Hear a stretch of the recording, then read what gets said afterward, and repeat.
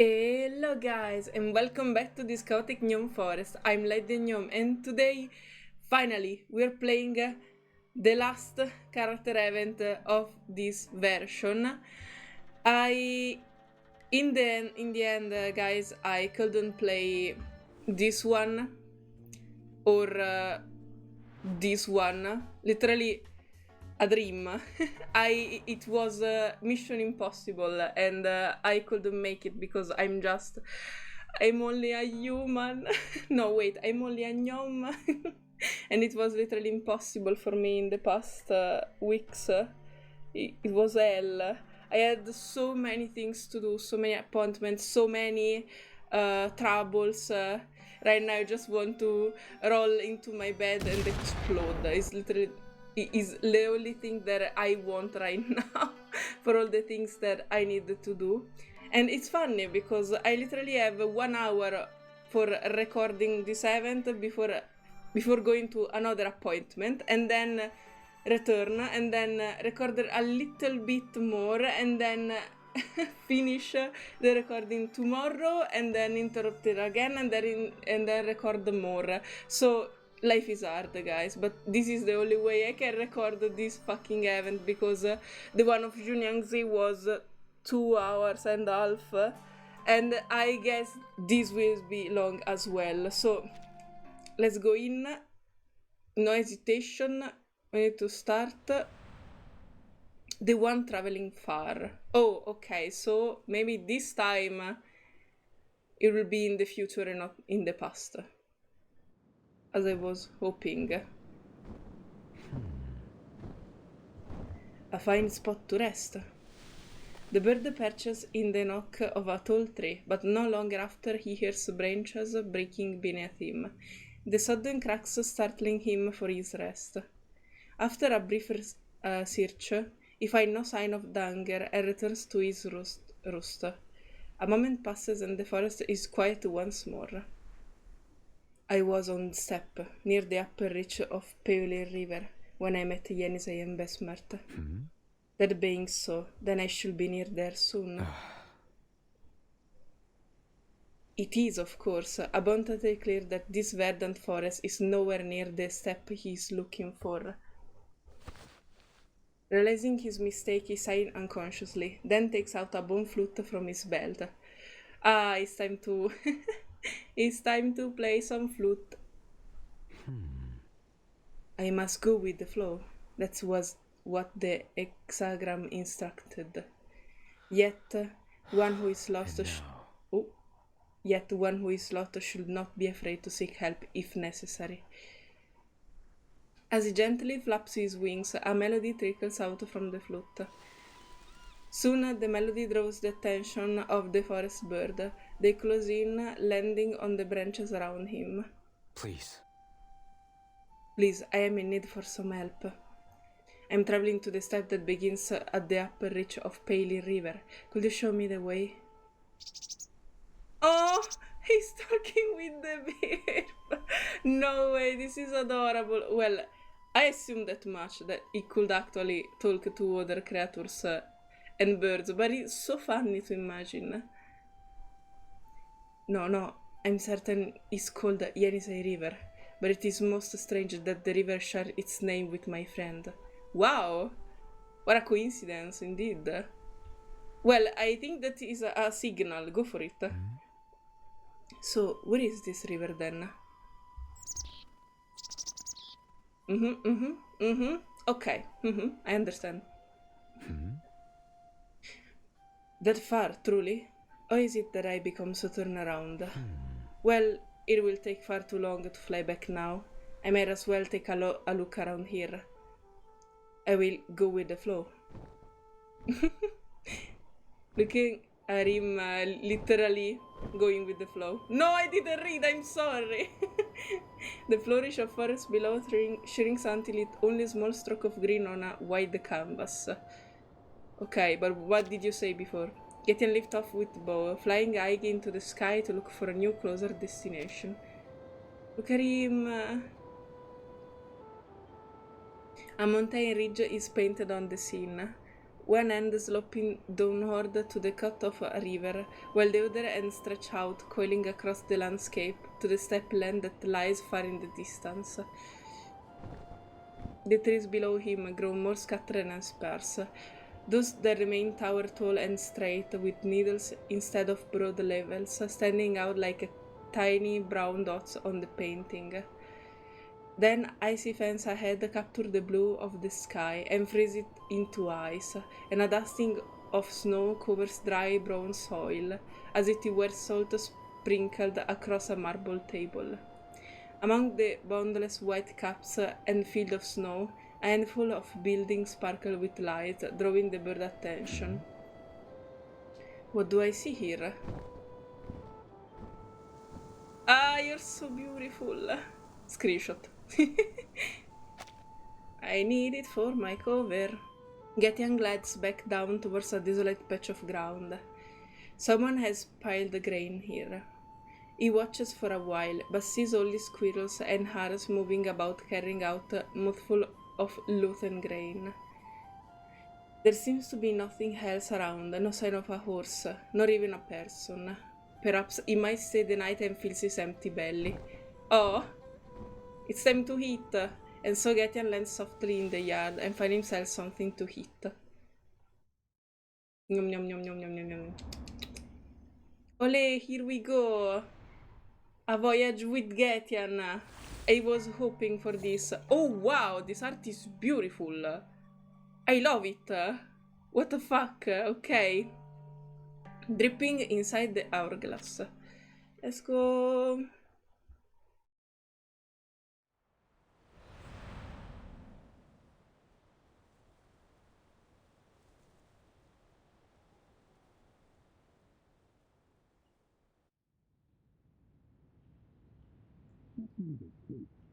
Huh?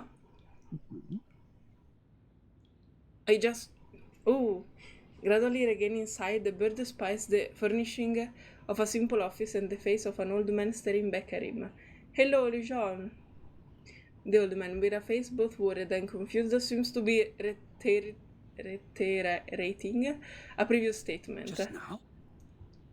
So, you said your name was Getian Yanping, and you come to this city in search of two lost belongings. Is that correct? The eagerness in the man's tone finally drags Getian's wandering soul back into his body. Exactly. Yes, you may call me Yamping. Yamping? That's no matter. Oh, because Getian was the name of his people. It was like a generic name, like human for us. Oh, so your real name is Yamping. Okay, nice to know. It's adorable. Why you have such an adorable name? Forgive me, my mind is scattered. Must be in need of a rest after my trip. Whatever else do you need to know? Hold on a second. Well, we made a mock-up of your belongings. Please check in they match your description. We've never seen anything like this particular item in our city, so I'm afraid I'll have to ask you to tell us a little more about them. The old man puts the files aside and unfolds the two pieces of yellow paper. Okay. Take your time. Let me know if there are anything incorrect. Yamping pins the picture down with his wing and checks them over carefully. Yes, it's a good rendition. You should know the wand is made of bone and the pendant of jade. So, are these valuable in any way? Wait, did he lost them while he was traveling? No.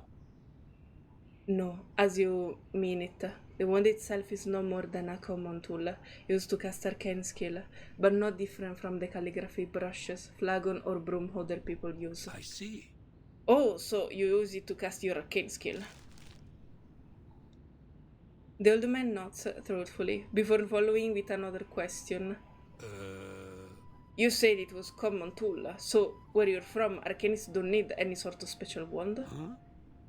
Flagons, broom, sword, stick, even, you said calligraphy brushes. It seems like anything could be used to cast arcane skill. Exactly. I'm sure you've seen it for yourself. Arcanists are everywhere, even here I presume. Then you must know it is the caster wheel that triggers the skill. The tool is only a medium, a matter of style rather than necessity. So you're like, no, I can't cast any arcane skill without my wand.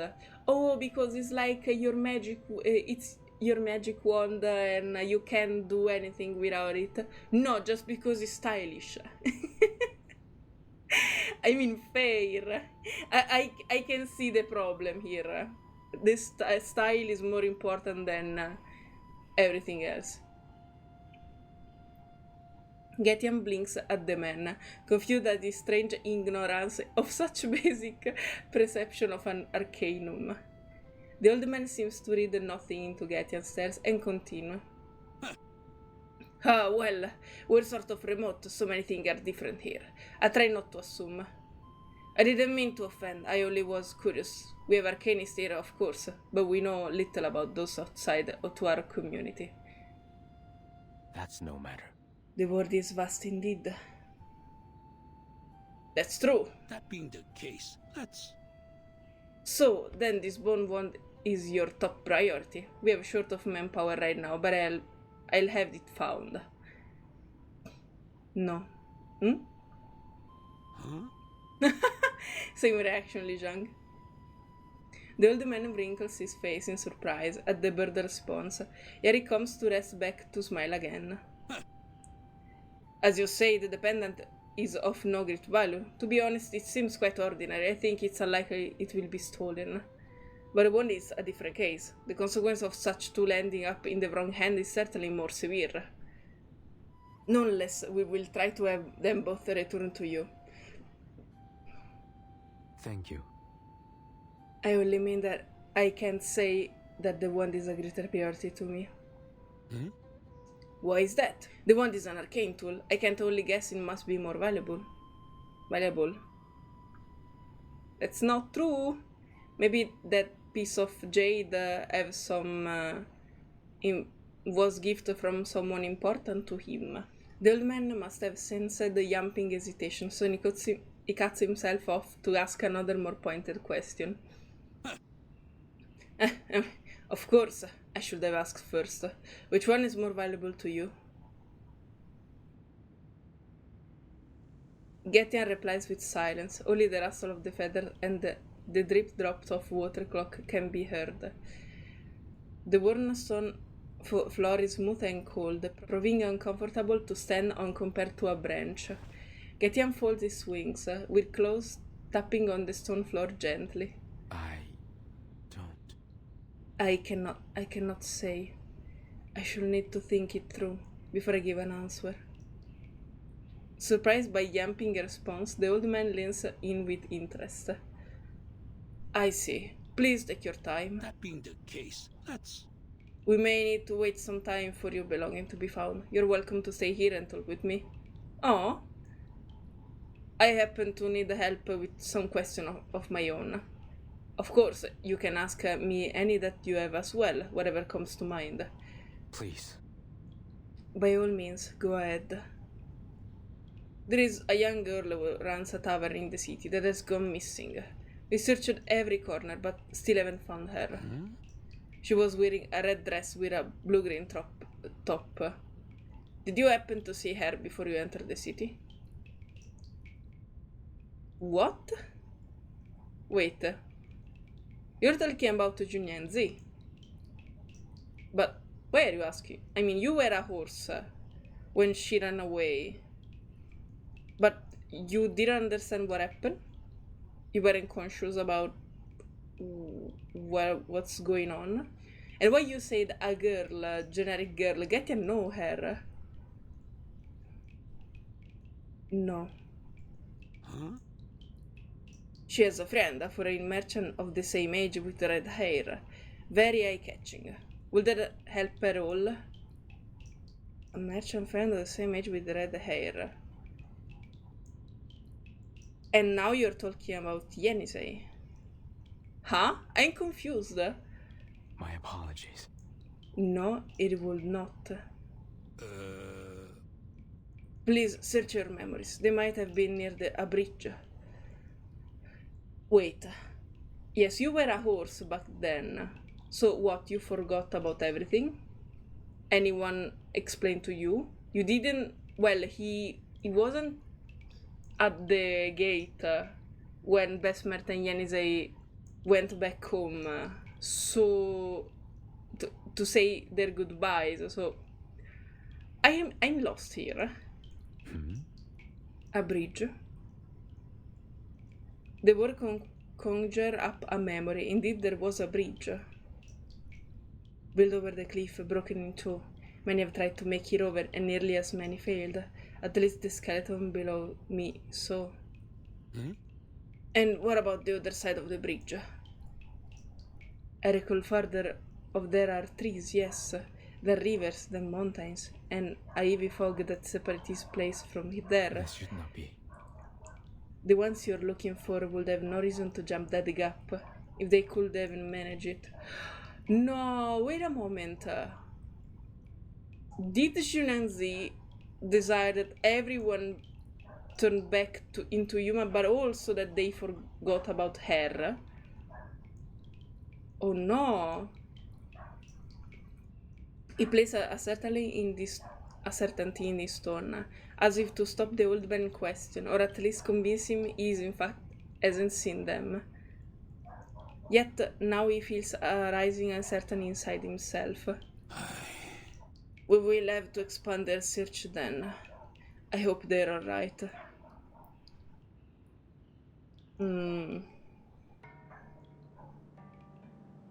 He think back to the bridge as well, as the parting that happened there. There was a building on the other side of the gap, and yes, someone did jump across it. Someone in a streaking red dress, hard to miss again its plain surrounding. What about Junansi? She jumped over the bridge. Is she never coming back? Perhaps we will meet again. One day. So Getian remember about her, but can't say anything, because that was her desire. Ah no! You just had a flashback, a reminder. Junyanzi? The memory and the name pop up in his mind, but for now he has to put them aside. The old man remained locked in his stare all this time, before breaking the tension with another question. Did you remember something? Now that is of any use. My apologies. My apologies, there is nothing I can do. Oh, never mind then. We should talk more about your... my wand perhaps? I presume you wish to know how to use it and wherever it may do harm to you. This should not be. We have spent too much time circling around each other. No. Circling? No, I... Take That's no matter. Ooh, take no mind of it. I will tell you what I know. Huh? Okay. The old man puts on a shocker face. Its contour looks strange for his age, like a momentary glimpse of a younger man. Exactly. As I say, this wand is not for any great power, but it has its use to me, and I will have it back. I will satisfy your curiosity, but then you must return it at once. That's right. Certainly, we are no thief after all. As I am just a visitor here, and you my host, all I can do is make a humble request. Somehow the request come across as more of a polite warning, yet the old man seems not to sense the implication at all. He evens a sign of relief and nods along with a Getian. No problem at all. Alright. Good. Things are simple there when the truth is out in the open. I will tell you about my wand, but first you need to answer my question. I can plainly see your bones don't fit your appearance. Huh? Cosa? No, wait, eh? What did you mean? It's not LIZHENG? Are you disguised as someone else?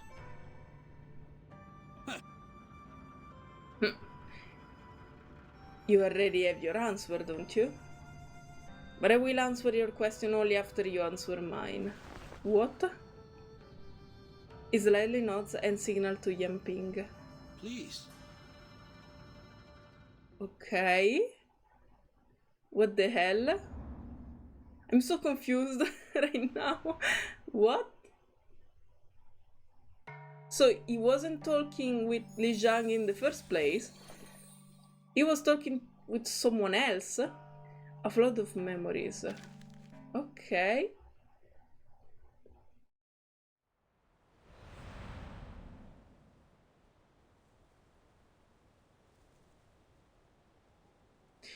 Oof.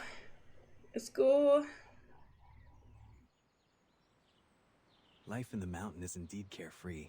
Ooh, this is a flashback. Listen, there the wind, the rustling leaves, and the chirping birds, all much more beautiful than that awful racket that humans make. Do you think so, Yanping? The bird calling Yamping moves careful to the trunk of the tree, so he could hide in the shadow. Please let me see a young Yamping. I want to see him. I don't. It's not young. Well, I mean, maybe it was more young than in the present, but it isn't a baby as I hoped for. I have never left the mountain. Which is more annoying, the noise made by humans or those made by animals? I think... that's a good question. I think humans are more annoying. To you, I think they will both be annoying, just in different ways. It seems. I admit listening to the daily conversation of human and the wrangling in the market can sometimes be interesting. Is that so? Birds, like any intelligent creature, can have different personalities and hobbies. One can tell the difference between them by listening carefully to their chirps. One might be loud and talkative, while the other makes only a few short sounds in reply. They do invent many new and useful things, so that maybe you will need one day. Like bricks. Our nests have been much better protected since they showed me how to make them. Exactly. That's true. Like this. And the technique of making beautiful melodies with bamboo and wood with holes, or the doodles they draw that can hold the rewards. And then... They can even measure time using something they call a calendar.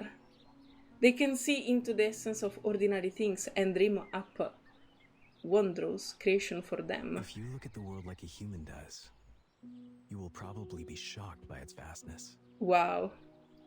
It is. Yamping. I know you don't care about humans, but I feel I should tell you everything I want to say. Yamping moved back to where he had stood before, right next to the other bird, their wings rubbing against each other with feather puffing out. So, you are leaving too? Well, it's only a matter of time. Good luck. Thank you. In a rare moment of silence in the tree, one of the birds stretches wings to cover the other. Oh, such a sweet moment. Please. You're still unwilling to leave the mountain. It is because you can't bear to stay away from home. However, I simply have not found a reason to leave. It seems... Your time has not yet come, I guess, but that's fine.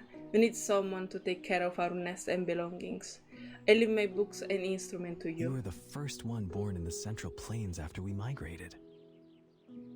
I think you will adapt to the environment here faster than we do. Oh, so he's... Wait, you're the first one born in the Central Plain. Oh, so he was born here, he never migrated. So that's why he's so scared to travel. We are so used to living high in the sky. When we look down, both the cities and the people are no different from dirt piles. Only by living among them can we truly experience the prosperity described in the poems. I think you will leave the mountain one day. But not for now, at least. It's not yet time for me to think of such a thing. Fine, fine. Just as well, you glide slowly just like always. Hopefully it'll be useful to our people one day. I don't want to become another lazy bone always snoozing beneath the tree.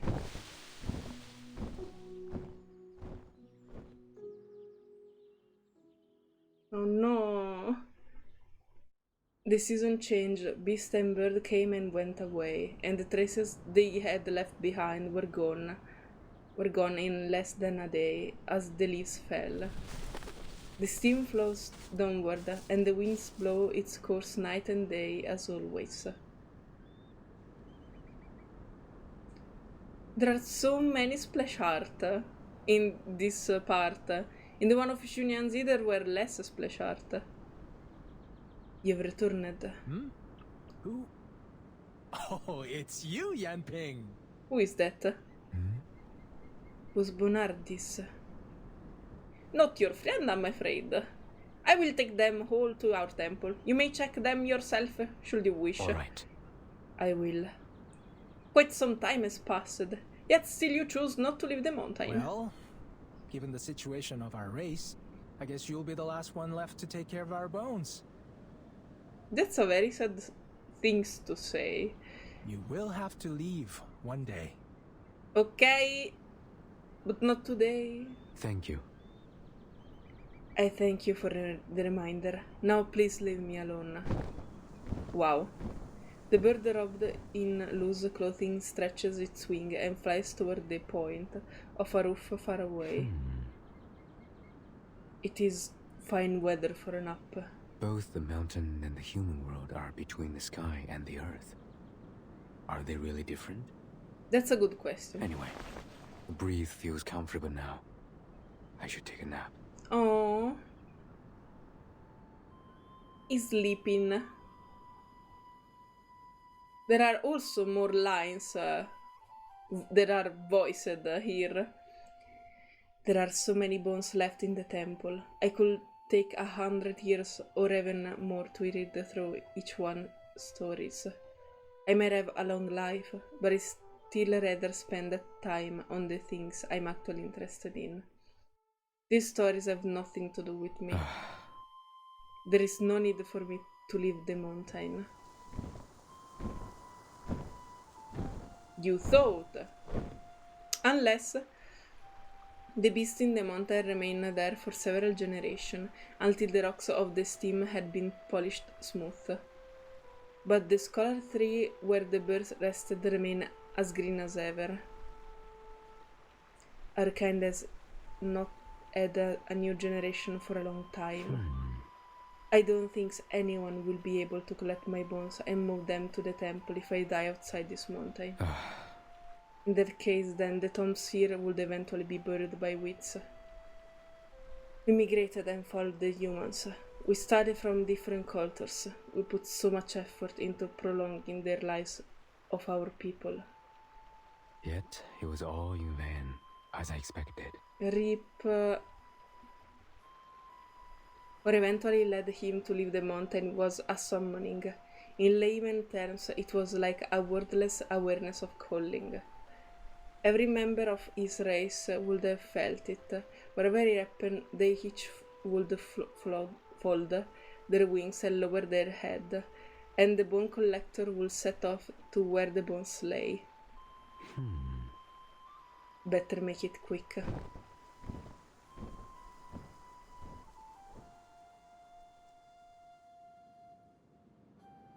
And then he fly again. It's not far. Good. It's not too close to the human city. I won't be interrupted. Looking at him, he really don't want to see human for the rest of his life. And maybe he was right. He must have been on his way back to the mountain, but he didn't make it. That's no matter. I'll take him back. Oh no, he's searching for his friend. From his view in the sky, spotting the white bones strewn across the green foliage was a simple matter. Seeing his target, he folded his wings and landed. No! We meet again. He examined the skull beneath the cloth and felt for a second it peered back to him. The wilderness was silent. as if the place were long abandoned. Like how they used to, he kept a bit of distance, but this time the bones did not hope forward to meet him. No! This is very sad. One wing covered the other again. You know, I often wonder why every bone collector would eventually leave the mountain, just as you did. Was it the scenery, the people, something else? You left to help humans build cities and bridges. You even thought out water, searches, and gave them your so-called advice. What is your purpose? There was no reply. He hadn't cast the arcane skill that might allow the skull to speak. Yamping lowers his head and found a line of ants climbing through a hole in the skull. To verify that you have learned the right knowledge? To offer help to the creatures similar to you? Or you just simply could not resist the desire to do so? Wow. Yamping stayed there with the silent bones for a long time before he took wings again. No matter. All men, whether great or ordinary, will end up in a pile of bones. There's nothing else I can say. It's time to return. Wow. This is so sad and nostalgic. Oh no. I was hoping for some discovery in a fantastic voyage or something. And then we are here in the most sad way possible. Want something. That was the title, right? Want something. Okay. What do you want? Tell me. Oh no, my PNG. Okay. Okay, everything is fine. For as long as we breathe, we migrating. And then at the moment of our death, we are reduced to bones in an instant. In an instant? Okay, so that's it. I mean, the very moment you die, you turn into bones. That's why you found your friend in that condition. It wasn't like after so many years that you find him. Okay. Thus, we take our people bones with us wherever we move. It is our way. This one not merely a tool to me. I see. So then the bone came from... Oh no, you made the wand from the bones of your friend? Exactly. My clanmate's wings. Ah! Well, this is a particular choice. I mean, this is your cultural way of maintaining people, so I can't say anything. But at the same time, it's like if I lose my best friend, I create like I don't know, a pen, a pen to write or something with their finger bone. That is creepy somehow. I mean, fascinating, but creepy. I learned how to care from humans, so that I might make this wand. He reads the old man's reaction, hoping he might capture some clue from his response. The old man raised his eyeballs, mouth slightly open but wordless, eyes open and fixed straight on him. It is shock. My apologies. My apologies. If I caused offense, there may be cultural difference between us. Don't worry. I already said it. We have different cultures and different way of saying things. For me, that would be absolutely creepy. For you, it's probably super important. So then you're a bone carver. What a surprise. I know of a place that would be perfect for you. It is called Nizhny Novgorod. Cool name, isn't it? And also hard to read. There are many craftsmen there, and they make lions, tiger, reindeer, and even dragons out of bones. Their handicraft are used an accessory of shells. Wow! Can you imagine that? Legendary creatures coming to life through simple engraving and old bones. Calm yourself, sir. Otherwise, I think I may have to cast a calming arcane skill. What? He was so happy to say that. No. Oh, please don't worry, I'm totally fine. I'm not rabid. I'm only happy for you. But I almost forgot. I promised to tell you everything, so I don't think you would like to see this false image anymore. Hold on a second. Oh my god, they're going to reveal themselves. Junian Z, it's you? A second later, the old man image fade away like a drop of ink in a water. What? No! It wasn't you. Oh my, I totally forgot about this. Okay. We encountered this man during the anecdote of Emma that I already played, and he was like called only investigator 2. And someone told me that I would meet him again during the Getian event, but I totally forgot about that. Okay. The face revealed beneath is surprisingly young.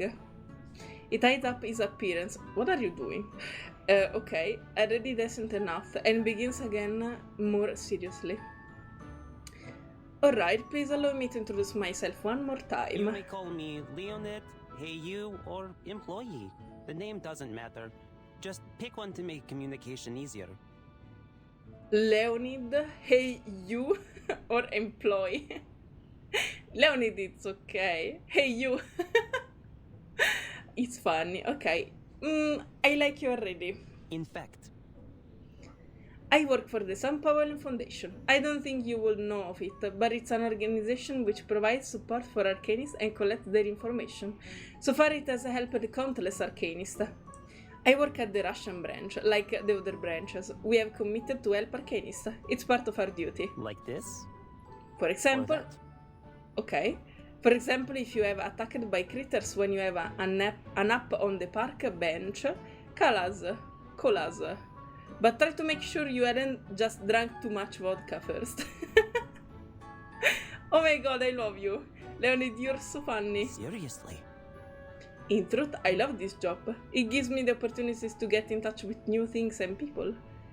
Like you, a rare case even among arcanists. I owe you an apology, to be honest.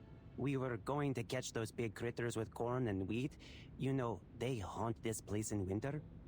Never expected to see you here. We thought you were a new species, but you are... half man? So they got me here just in case. Okay.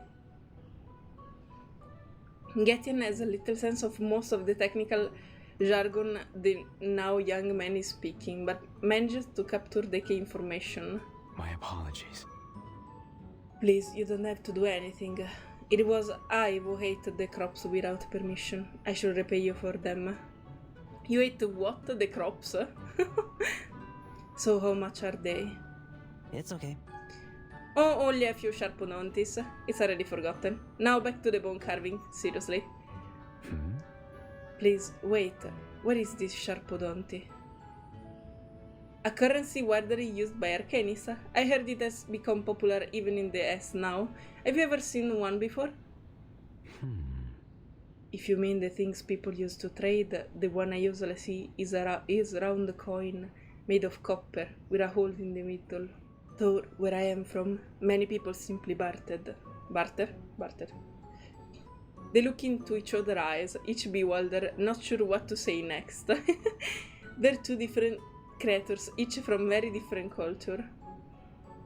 Well, I'm not sure if I see how to carry on our currency conversation. Let's stop the artificial somnambulism and find another place to talk. What? Wait. You capture him and put him into the artificial somnambulism? So...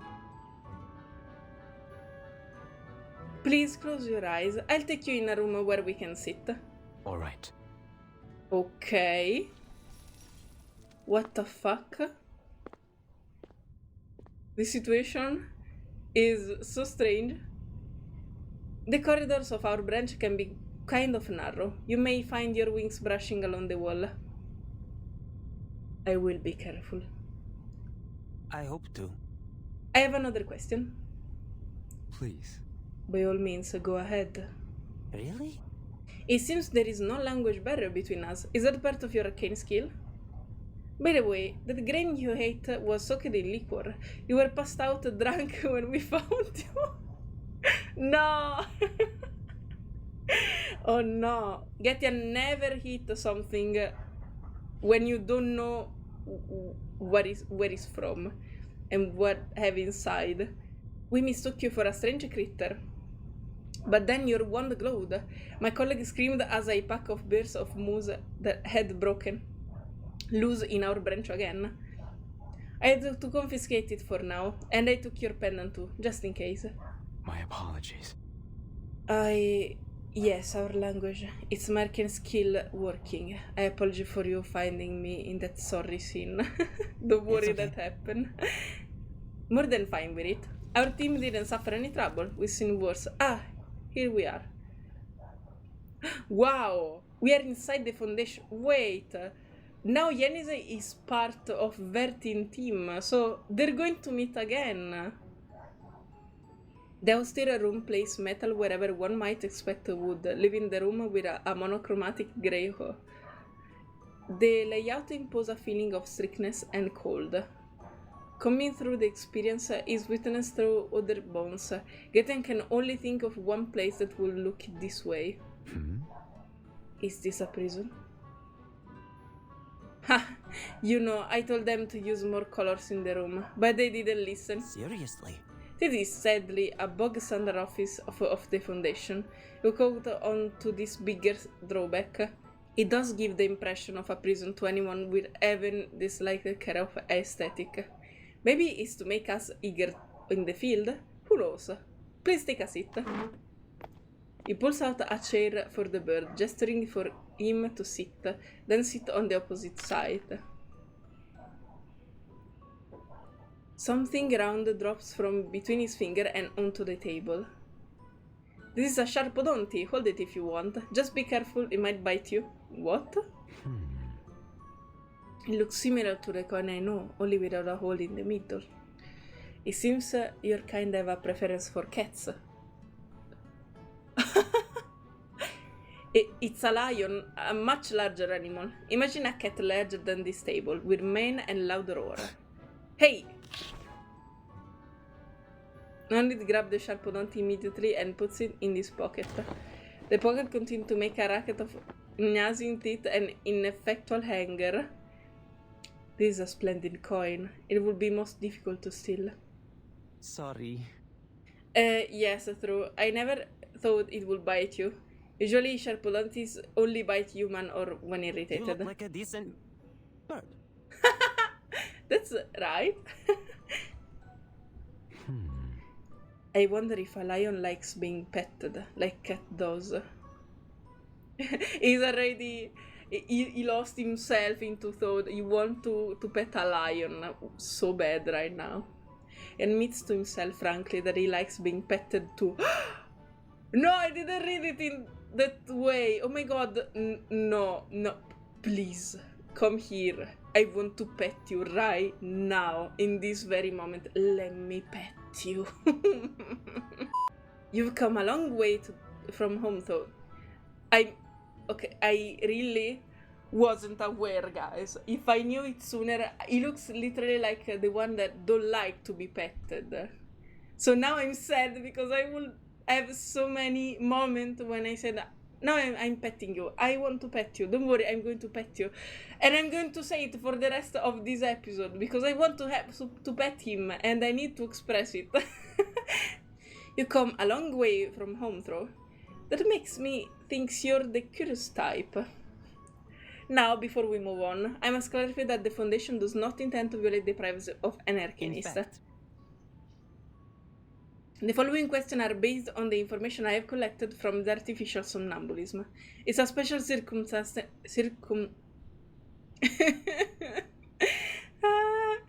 It's a special circumstance, and I hope you understand.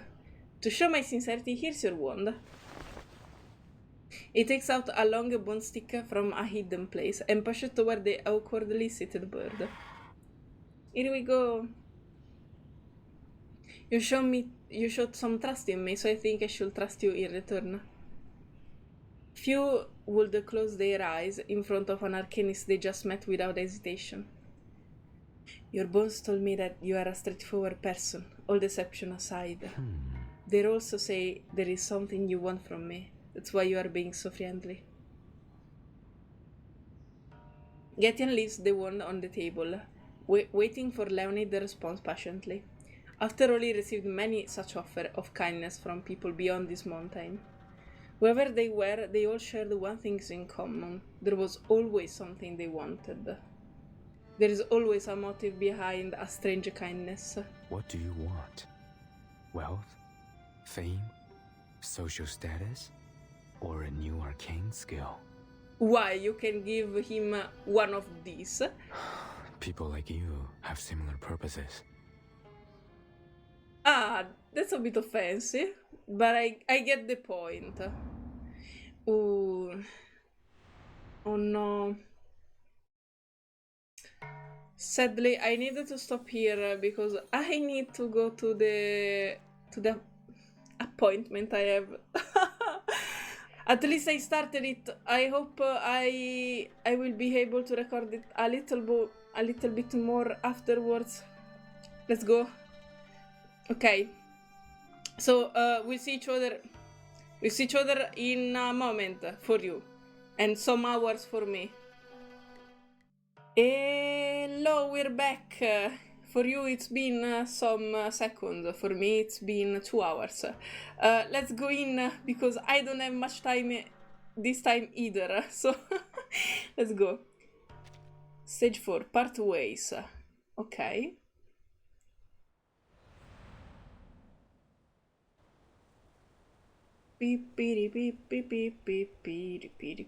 Another hour of recording. Not be enough. I know it already. The young man nods, looking much as the bird expected. Yet his barrage of question catches Getian off guard. So, how might I make this wish? Is there a ritual one needs to perform? And how is that you grant these wishes? really? No, wait. Getian can actually grant wishes, for real. And it's true that you're capable of bringing abundance like the legendary Firebird. Are you talking about the Phoenix? Or are you Koshchei? I don't know, himself, merely hiding in a bird body. Leonid sounds very familiar with this name, his face containing a joyful smile as he mentioned them. Anyway, whatever creature you are, I would like to ask you for a story. Ooh, okay. Hmm? Getian, it's time to start your bard era. I want to hear a story too. A story? Yes, that's right. Yes, a story you didn't finish. You told me the backstory of your wand, and it already revealed much about your people. I appreciate you letting me peek into your people's lives like that. I hope to. So I wish that you would finish it, and if you need something in return, I will tell you anything you like, or everything even, so long as it's not classified. Seriously? I enjoy collecting all kinds of stories and find out the truth behind them, and especially a legend from the Eastern land we know so little about. If you're wondering at my motive, your information will undoubtedly be important to the Foundation. It may even prove useful for my career. So, in the end, you are seeking a higher status?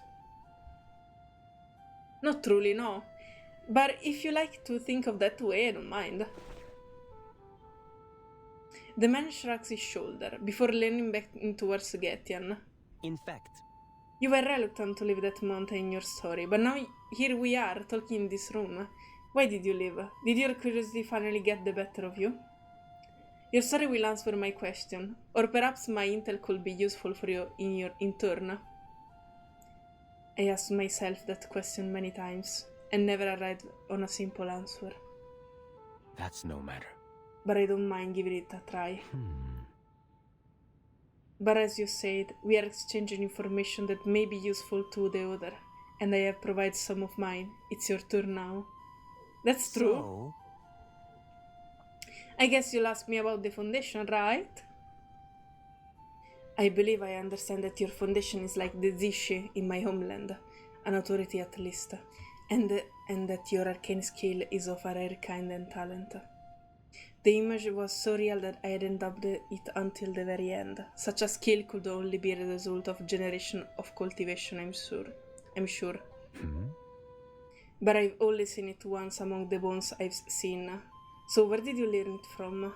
I'm afraid I have to disappoint you. What you saw wasn't an arcane skill at all. I don't know that any arcanist in our foundation could do this with arcane skill alone. Not even our best. in fact, No, what you saw here was produced by a machine, given a little ingenuity on our part. Though I admit it probably looked like magic to most people. Officially, it's called artificial somnambulism. That's true. Yes, I remember you mentioned it before. The city, the old man, and the ladies I asked you about were all produced from your memories. Your subconscious tricked you into rationalizing what you saw as real. Essentially, you built the dream around yourself, so it's only natural that you believe it was real. The bird tries to match Leonard's word with his experience. This machine must be some kind of mechanical device, and his subconscious must refer to the impression of one's own mind.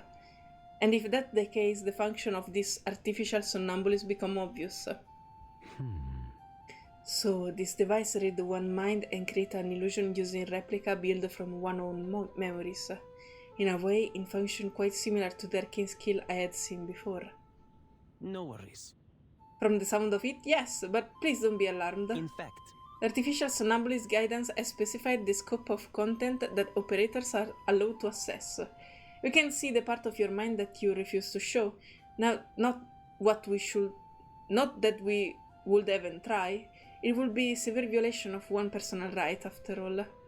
You're a rare case. I had access to that entire city and all those people in your mind. Not to imply you are careless, but it seems you trust others easily. I guess Your your hometown... has a friendly and tolerant atmosphere. Wow. No. No, not exactly. That's one of the reasons why I left the mountain.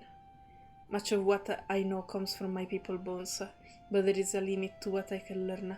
I cannot know what they've forgotten or what they refuse to tell. If I find myself more than a little confused as we continue our conversation. You desire something, yet refuse to admit it. You invented a method to read people's mind, yet impose so many restrictions on it. When my people left the mountain, humans begged them to grant their wishes, yet at the same time they suspected my people of evil intention. When my kind were still alive, some humans thought we were sent by their deity, while others grew bitter, thinking of our help was demeaning.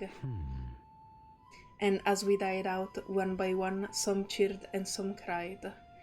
Now I sense you have no intention to push me, yet you are not going to let me go either. You try to be nice and show sincerity, yet I sense a nervousness at every movement. It seems you humans really are inconsistent. But what I do not understand is what this has to do with my homeland. Exactly. Inconsistent? Yes, I suppose we can be. But most people never question their own inconsistencies. Seriously.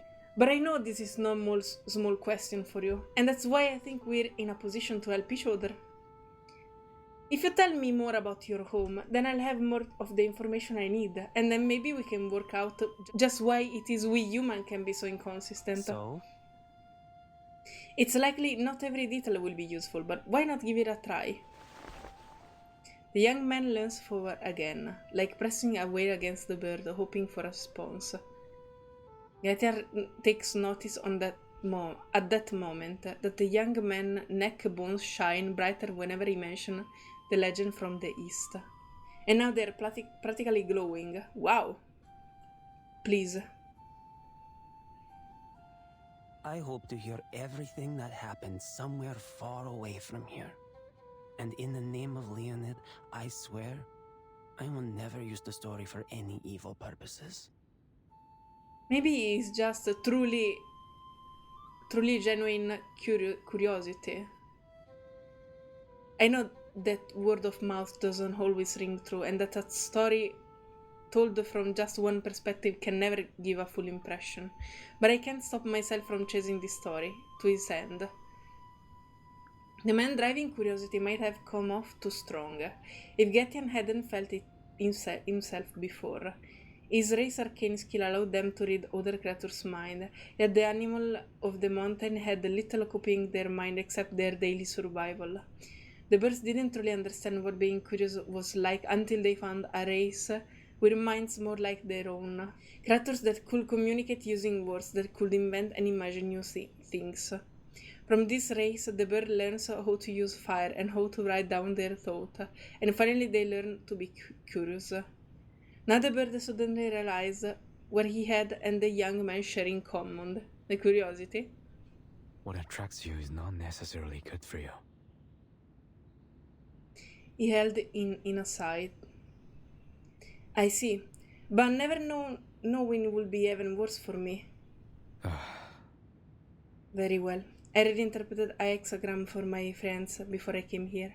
He said one should go with the flow. Alright. So I have decided I will just go with the flow. You haven't returned my pendant yet. Shall we start from there? My pleasure. I'm listening, and with great anticipation, let me say. In fact, its former owner was a bit like you. Really? I'm honored you say so. The young man cuts his reply short, prodding the bird to continue. But I suppose when I think back on it, it seems a trait that all humans share. Getian glanced at the young man, tilting his head. Leonard can sense there is a compliment behind the bird expression, as if he were an old man rustling a boy hair with a smile. Sorry. Could I ask how old are you? I don't know how to tell how old a bird look, but you don't seem old. So, would you be, say, my father's age? No, likely not. Don't tell me you're as old as my grandfather. I'm much older than your great-great-grandfather, I'm afraid. Hehe, he's super old. We don't mind. The young man's confusion seems more natural to his face than his smile. Taking a deep breath, the bird begins to tell the story. This jade pendant belonged to two others before it came to me. Let's go! Okay, so this character event is more like we are in the future, but we have little flashback so that we can know more about this character. Heart of Flesh. Let's go.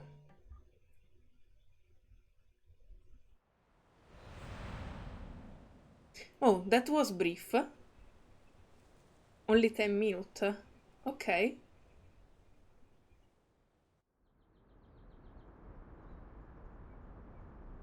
In my homeland, the people living under the mountain had a preference for jade wars. I can only scarcely remember when those delicate jade pendants first came into fashion in the city. They resembled their coins, rounded with a hole in the center. Some were glossy green, others pale white. They would feel warm if I kept close to the body. Perhaps that's why it was worth so much. It's here! I didn't notice the first time. I don't know if it was here even the first time. Oopsie. I first saw it on the belt of a scholar. I pray, keep us safe in this place. Where is that? He raises his head from behind his wing and to look down through the leaves. This is not the first time he has heard a human before. Another seeker of blessing. I wonder why they put so much trust in the power of this tree. Perhaps they do this simply for peace of mind. I suppose it doesn't matter. Good day to you, young master. I've seen you up here a lot of late. Here you pray for the exam. You have shown good devotion. The three fairy will surely look after you. The three fairy? Getian, are you a fairy and you didn't tell me? I can only hope to be so blessed. I come here to pray every day, but I do so just to reassure myself, in case I become too nervous in the exam to remember what I've learned. You thought to play some music underneath the tree? People say they hear song coming down from the tree, but none has ever seen any bird or man playing it. They figure it's a fairy. Getting the fairy, I can see that. I can totally see that. And if you play music to please her, the fairy might give you her blessing. Getian never experienced it be the cause of a superstition. He had just learned a song from the bones. It has been a quiet day, and he was practicing. Who would have thought it could be so misconstrued? Oh, I don't know. Wouldn't I be swaying the fair judgment if I do so? I should just say my wishes as they are. Then it's the fairy choice to grant them or not. They converse for a little longer, until the second voice begins to fade away. Now the only voice is one which woke him from his dream. I wish for the people here to live a life of peace, safe from disaster, and that their hard work will be rewarded with bountiful harvest. Their merchant will be safe on their journeys. His wishes are about others. How curious. Oh. He loses himself momentarily in thought before casting another glance down to him. Their backbone.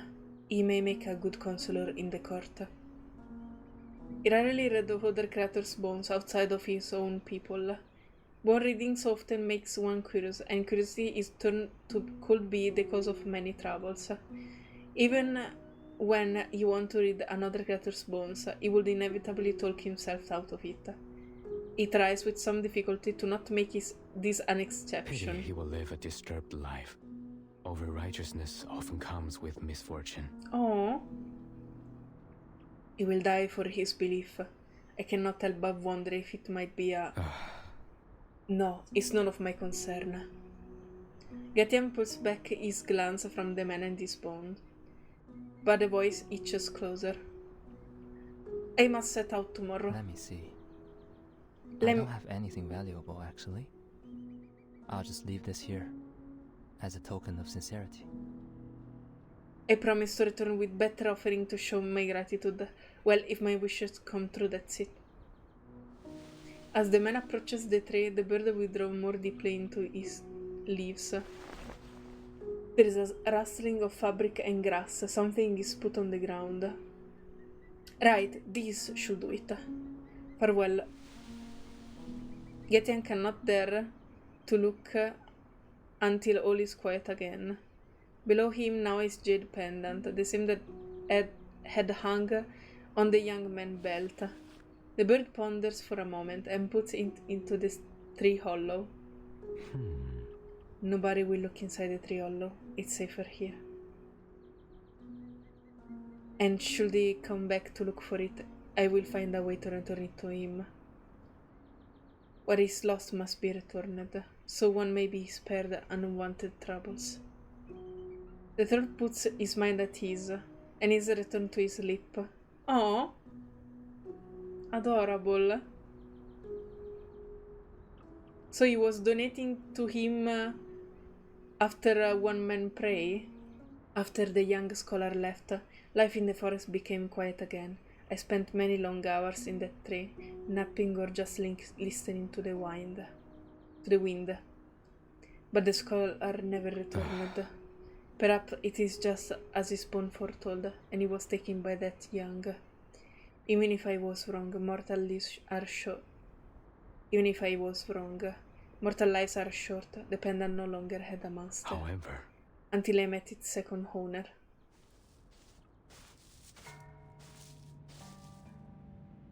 So this is the tree father mentioned.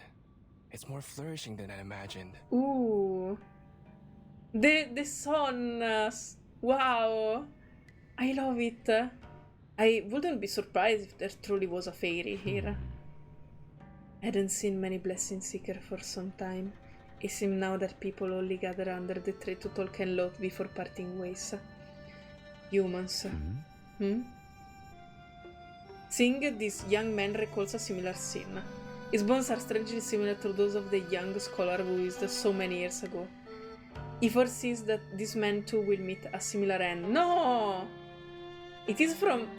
it is like a family misfortune. They are condemned to die young. I thought people in the outside world cherished their lives more than anything. How come he would rather die than stand by? It's meaningless. Risking your life just to say something that might not even be adopted. How reckless. It's not worth it. Is this necessary? For him, spending so much time in this tree, well, perhaps it's merely a habit, but this is where the human comes to make their wishes. And he listened to their quest, trying to understand what drove his race to them. He no longer blames his people for leaving home behind. Still he is puzzled. Why did you go into the human world? Why did you sacrifice yourself? Father, the place you used to talk about, I visit them all. You warned me not to follow in your footsteps, but I chose this path on my own. Besides, I've already seen the beauty of the world. I can't bear to watch it being ruined. Getian listened silently from the treetop. This had been the moment to return the pendant. Such a beautiful tree should stay here alone, so it won't be destroyed. Enough empty word. I made up my mind. The young man walks away with determination, never looking back. The bird knows at that moment he will never see him again. From then on, he found himself returning to the hollow to check on the pendant. Within a few short days, his prediction appeared to come true. As I thought. What could he have gained from this disparate course of action? The jade, now broken, seems like a little more than Oh no, I didn't do it! I tried to repair it, doing the best I could. Afterwards, I tried it to the... Okay. Wait. The jade, now broken, seems like a little more than a mound of pebbles, but the bird picks them up. I tried to repair it, doing the best I could. Afterward, I tied it to the end of my bone flute. I thought maybe it would come to understand them more by repairing the jade. They struggled for what they knew was impossible, and even died for it unknowingly, just like my people. Not long after that, a strange rumor went around the village. The people there were being mysteriously turned into horses. I decided to find out what really happened. Turns out, I'm also part of the story.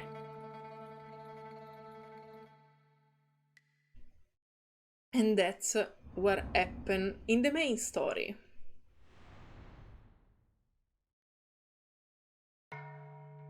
Let's go.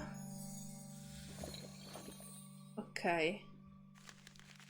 Delimited sky in the teapot. Uh-huh. The teapot of Genshin. My teapot is completed. And I don't know how I did it.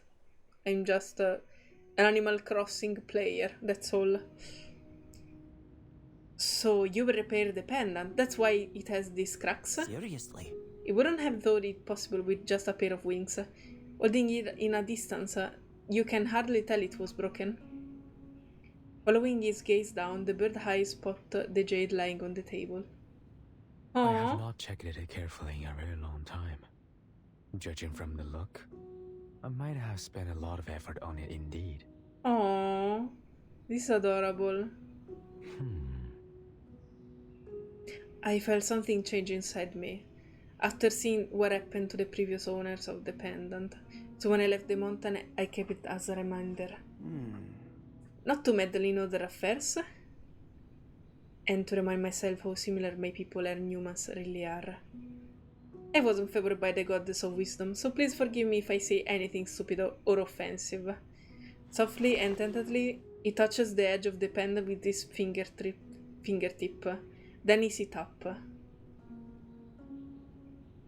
It feels a little like a piece of bone. Speaking of which, I wonder what you can see from my bones. No, never mind. I don't think I want to know. No, me neither. I wouldn't want to know. At first I thought it was a trick for detecting lies and illusion, but if it's my past and future, what you're seeing count me out. Seriously? I would lose interest in living my life if I find out that I won't die surrounded by my collection of stories and beautiful carved bones. No. I haven't looked that closely. You haven't, but it is within your abilities to pry into the details. Please don't tell anyone what you see, including me. Clamp it, muzzle it. Oh, pardon me. I only mean your ability is very impressive. Yes, that's all I wanted to say. You flatter me, sir. It is. But life beyond the mountain has told me much more than what the bones may tell. My people must have felt the same as they traveled across the human world. They thought themselves visitors to that world, only traveling through it. Little did they know that they were already bound to it. But things are connected once they meet each other. Exactly. Novelty, attraction, attention, and it is all too easy to get obsessed with finding it. I learned calligraphy, drawing, music instrument, so many other skills. I've also learned many poems, all thanks to chasing novelty. In fact, I started carving bones after I got this very knife. actually, the bone piece embedded in the blade will shine like a pearl if you put it under the light. But there is no doubt it is bone. It even looks alive when you put it in the fire. I just can't stop looking at it. Do your people know how to do it? Do what? Imbue things with life. Like this? Wood, bones, metal, mud.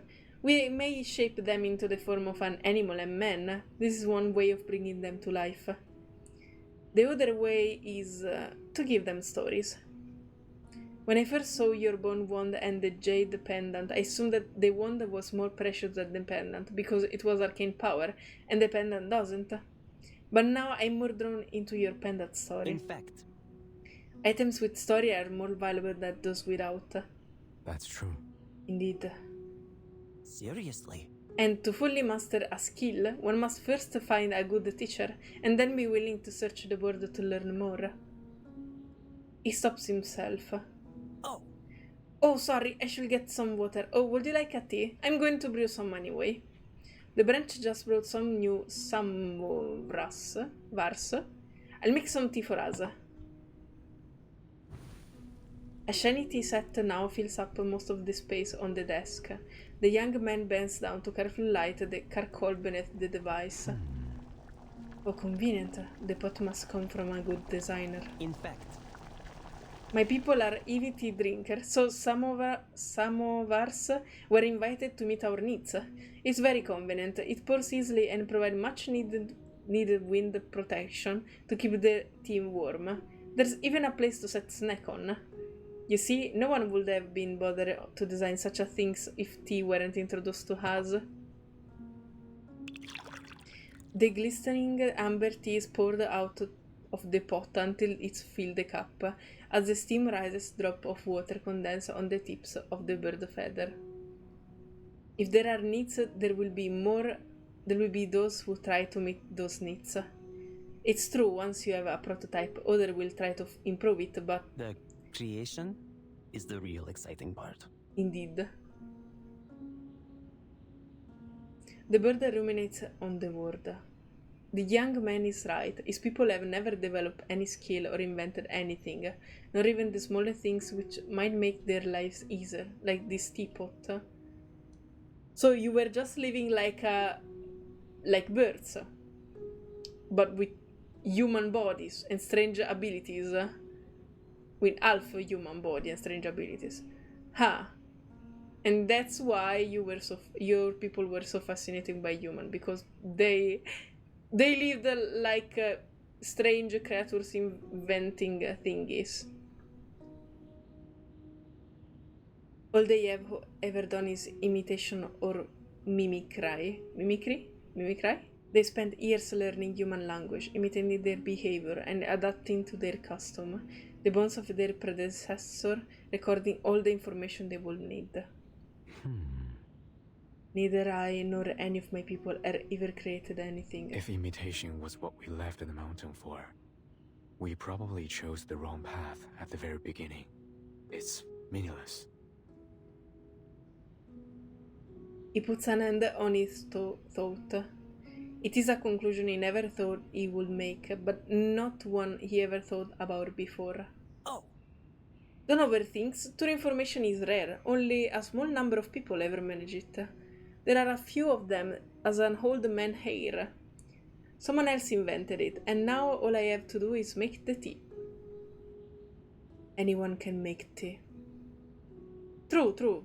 But we all brew our tea a little differently. Each taste is unique. Seriously? I have to say, your dogged pursuit of an explanation reminds me of some of my other Kenny's friends. I don't know how to make a wand as simple and natural as yours.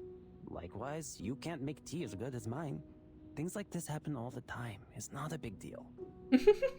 I want to drink your tea now. Can I have a sip of your tea? It would be nice. I love tea. There is no need to dwell on true reason. You left the mountain. Maybe it was just curiosity. It could be anything. Or perhaps you were looking for a tool to survive. We don't need any new tools. My people have always said that we needed to survive. Now, with that mindset, you're sure to find yourself at a dead end. How could I make tea without samovar? You'll have to see more to know what you're capable of, what you're made to. That's your tool. The young man shakes his little head. His head a little. Lol. And takes a sip from his cup, his face winking up in disgust. Oh no! What about your fantastic tea, Leonid? It's bitter. Don't. Oh, good that you haven't had any. Too many tea leaves in one pot, I'd say. I'll make you another one. No matter. That's no matter. Allow me. Oh no. So? Oh well, thank you. Sugar or honey? Honey, please. That's how we had it back in the village. The bird nods in understanding. He stares at the teapot and slightly lifts his wings. The bronze pot tilts as he moves and deftly fills their cups. Oh, and please pour my tea here, into the plate. Into the plate. As he waits for his tea, the young man scoops up some honey and sends it into his mouth. Then he takes his plate, drinking the tea from its edge. I've never seen one drink tea in this manner before. In fact, you'll get used to it if you stick around. We don't have rules on how people should drink their tea here. You like to drink on plates? Well, that's particular. That's true. Indeed, it's good to learn new things. The white steam from the hot tea rises, and they both fall into a comfortable silence. Slowly, the steam gathers until it hangs in the air like fogs. But there's still a wall, only it's no longer the starred grey office. What's going on? You said you don't know anything about artificial somnambulism, so how did you gain access to it? No. I have no such device in my possession. I spoke truly. I had never experienced its effect before. However... But I did tell you of an arcane skill similar to it. Have you forgotten? Oh! In fact... It's my job to assess wherever you are a threat to the Foundation. To do that, I had to keep a certain information from you. We only want honest answer from you, that's all. Now, you're right, we are still dreaming. That was the last piece of information I kept from you. If you're upset, I knew what you wanted since the beginning. The bird voice is calm as he continues. Yet, I was bewildered by the inconsistency between your words and your deeds. However... I've also learned much from our conversation, but I was once told that it is best to judge the heart by its deeds. Please. Which is why I'm taking control. What? Where is this turning point? I'm so confused. He used another ability where he created a dream inside a dream. They were trapped inside the simulated, the artificial somnambulism, and he created another dream where they are trapped now. What the fuck?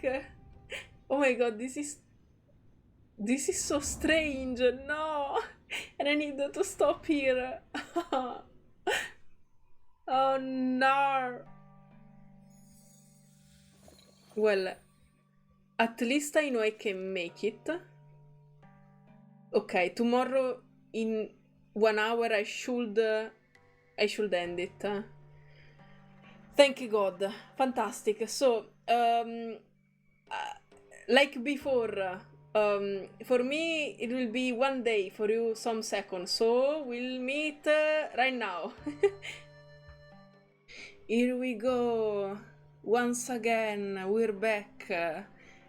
For you it's been some seconds, for me it's been a day. And I woke up 40 minutes ago. So if my voice is a little strange, I mean my brain is still not working as it should. But and almost 1 day. It's literally the last day, so I need to finish this, but okay, we're going. I didn't sleep well this night and the night before, so okay, let's go. No more Astray.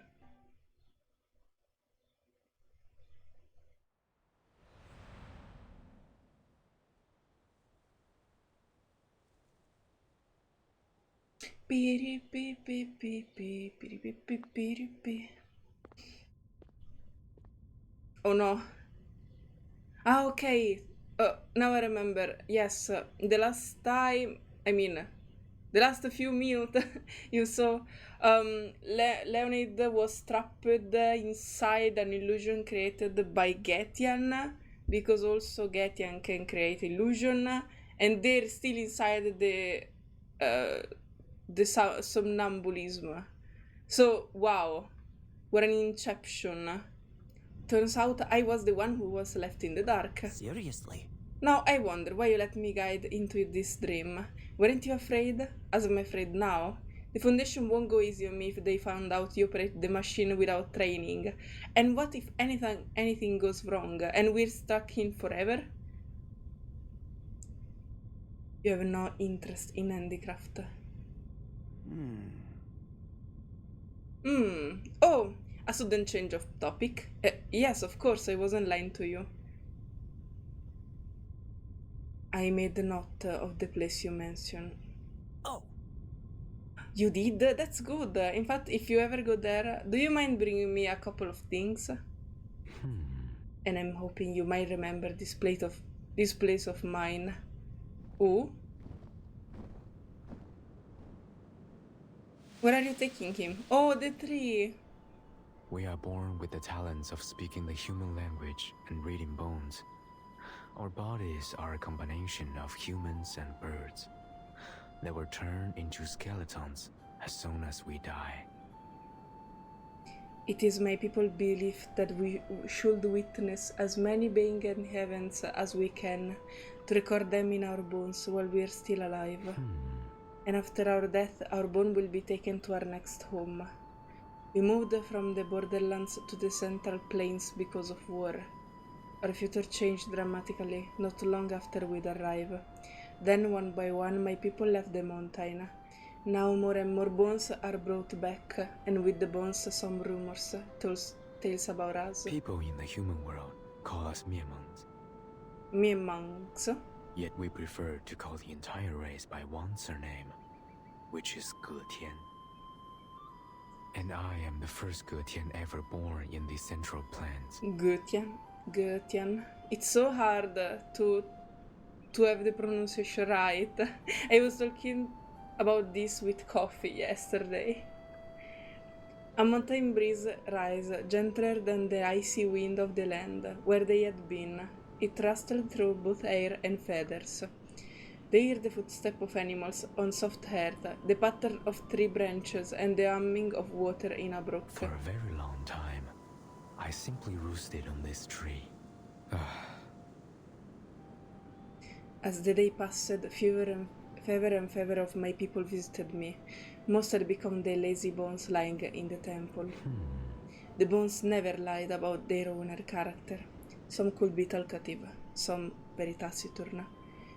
The lives of mortal dancer scarcely intrigued me, but the life in the mountain had grown dull in equal measure, until a thought dawned on me. Though humans cannot read bones, they have their own way to pass on memories. They write or draw, they compose music, they shape mud and herd or cave solid stone. I have mastered all these skills and rid the lives of my people. Almost every one of them. I will make an attempt. Okay.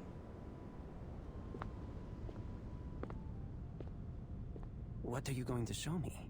A room full of treasures? A room with only lifeless objects. So many voice line in this character event, for real. Please come in. Oh. My wand is made of bone. The bone from one of my people. He had taken a lot of trouble on my behalf before I left the mountain. His bones were never returned to this temple. For a long time, I assumed he was alive somewhere far beyond the mountain, until one day I overheard the bones speaking, and they mentioned where his remains lied. The temple, as last stayed at, was not far away from the city. The place was long deserted. He gave up his life, neither wanting to return to his people, nor to be remembered and worshipped into posterity. I didn't understand this choice. I chose not to take him back to our temple, as he wishes it to be, but I took his story home to write it down in one of these scrolls. Seriously? This isn't a very large room, but it would be some sort of effort to find anything specific. Aided only by the dim light seeping in from the outside, Leon did squint at the collection waiting in the dark. Some things are hanging in the air, while others appear casually tossed aside, barely visible in the dark clutter, bones and carvings, losing their dull luster of age. How are you going to find the right scroll in a dark room like this? Nora concern. Ooh. Wow. Is so beautiful. For real, my god. The bird turned his head and the room is suddenly basked in warm lamplight. Who can tell the difference between the bones of the great and those of the ordinary? One should seek the pleasure of life, not the future after death. Although the language he speaks is completely unfamiliar to him, the young man seems to understand the meaning of each word. It dawns on him that GETIAN is counting to use his power to keep their conversation smooth and clear. That's true. Whatever we have done when we are alive, we will become a pile of bones after we die. Wow. He looks around and gasps out of amazement. Your collection and these works, I'm amazed. Seriously? You truly are one of the best craftsmen birds I've ever seen. Is that so? Thank you. The temple is quiet. Words are unnecessary here, for they are useless to the dead.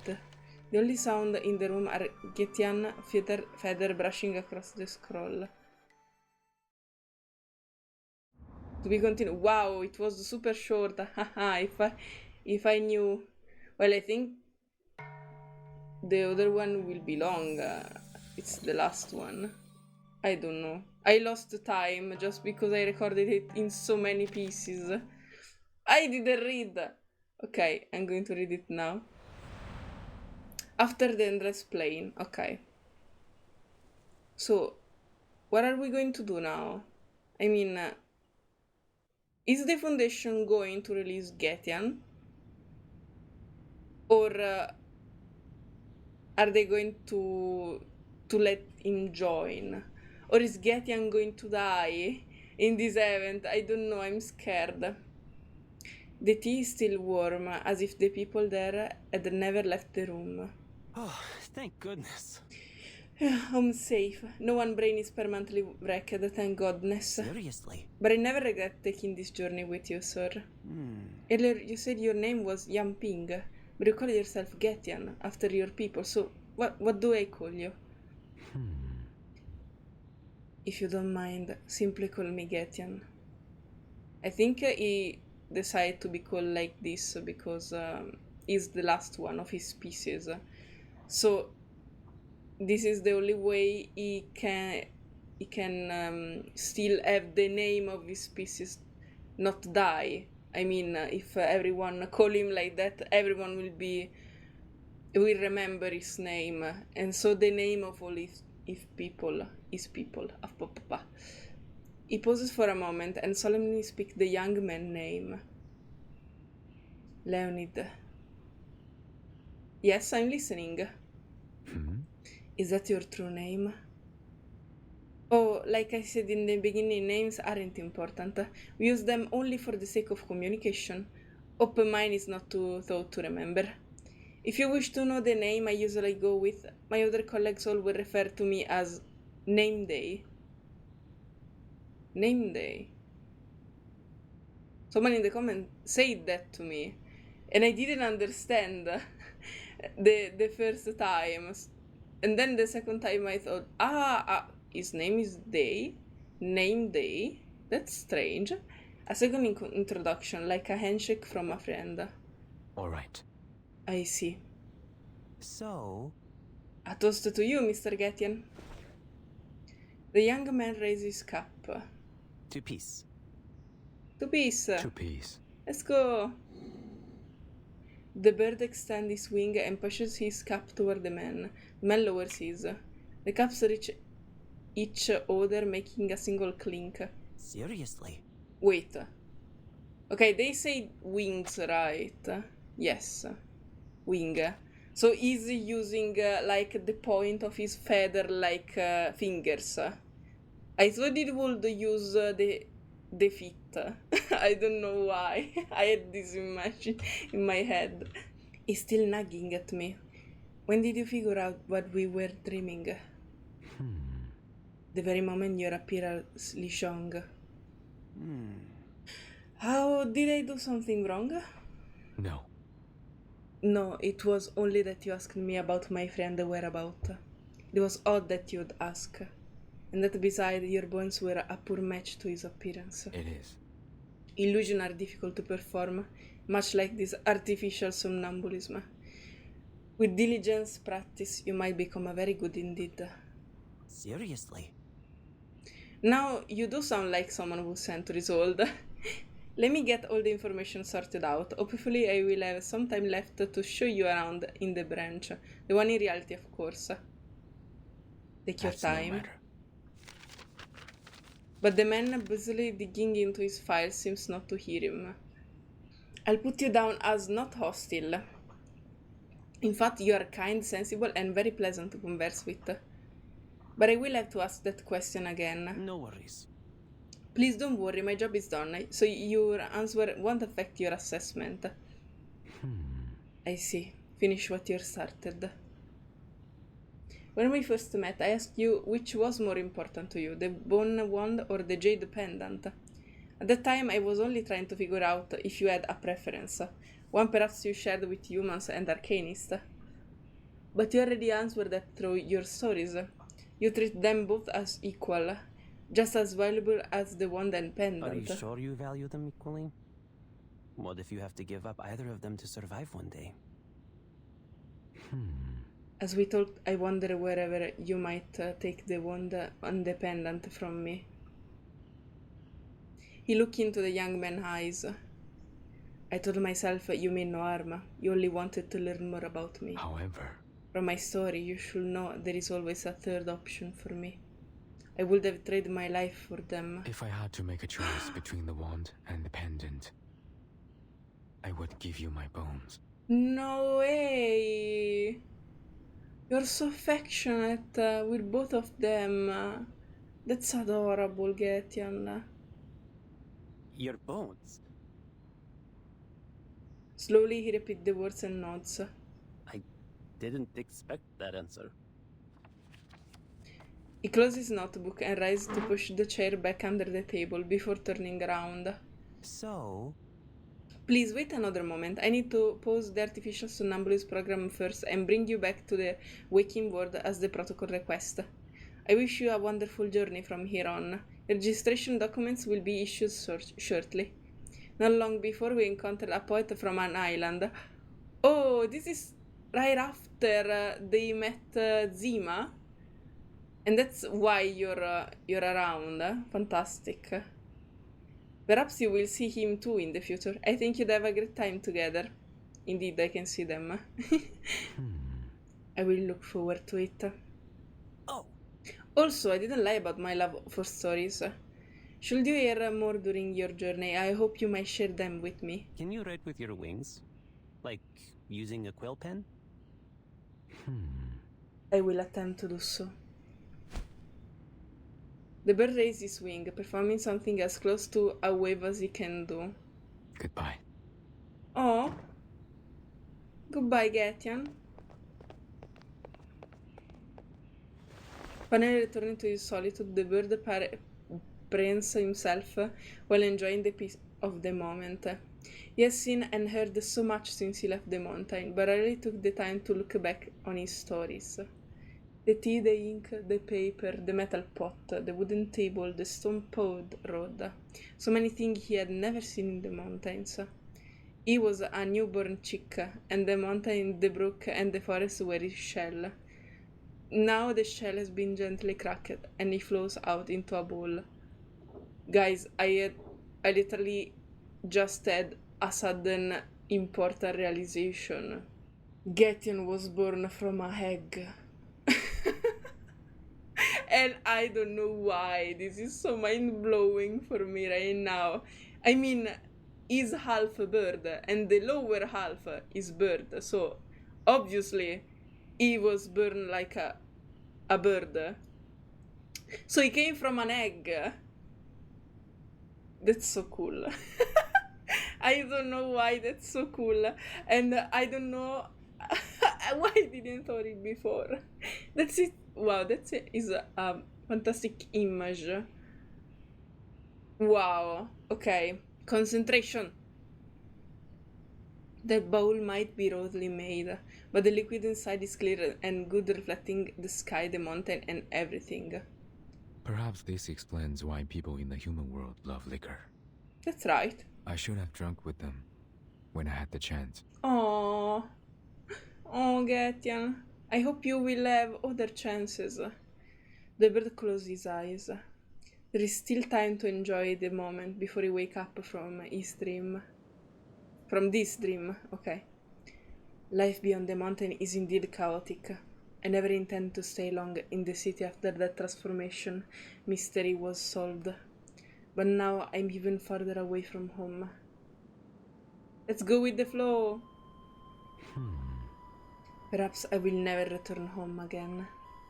Even so, it was good to see it once more, if only in a dream. Getian sat on the scholar tree, just as he had before, with the wind still blowing through his feather. But he feels now that he is no longer as he was. If time went back to that day, I would still fly down the mountain. The owner of that tavern was young, stubborn, because of her youth, but she had always been true to herself. She grew up in that city, growing closer to her neighbors. She loved them like they were her own kin. If she did jump over that bridge, she must be a real Shangri now. She must be pleased. As for those two foreign merchants, they weren't scared away by all the trouble. They stayed till the very end. That day I saw the lantern floating down the river, glowing brighter than ever before. And that hexagram of water and fire, the choice to be made. Xu, with water above and sky below, the hexagram of waiting. I hope they left the city with that they wanted. Till this day I still wonder which path that lady with unreadable bones ultimately chose. Ooh! That young man was another interesting person. I wonder whom I will meet next. How would I know the limits of the mountain if I didn't leave it? Yet the world turns out to be another bowl. In the end, Getian, you fell from the same fascinating way your people loved the world. And you now want to explore it too. You fell for it. You're the last one, but you still fell for it. I hope you will find a great adventure on your journey. Fine. I shall listen to the wind before anything comes up. They paid so much, this voice actor. And oh, this was a fantastic journey. Give me everything. I need to do the behind the scene before time run out, but I will do it. That's all. I mean, I think I like this character event more than the one of GETIAN'S, but both were really important. I mean, I'm so happy to have played them because I think I wouldn't have a complete story of both characters without these two stories, because in the one of GETIAN'S we saw her past, what happened to her before, how much she was she tried to do the right things even with the wrong methods, because she really believed in what she did and she really tried her best, and it was important to see how much she was important to all the people and how much all the people were important to her. While I'm super happy to have seen Getian, to see Getian travel in the world, the thing that he despised until that very moment, but when he started, now he can't stop anymore. He will go on and on, searching for new adventures, learning new things, like his people. And the sad thing is that no one will collect his bones once he die, because he's the last one of his kind, but at the same time he decided to go on as the other, and that's the right things to do, Getian. I really hope you'll meet amazing people, that no one will harm you, and that you will find out many things. And this was super strange because we saw most of the past of Getian, so we also collect something from the past, but it was positive. I mean, everything just went in its place for his starting journey, and it was so nice to know better name day. And also I love the detail of the anecdote of Zima being right before this time with Getian. I didn't expect it, but it was very interesting.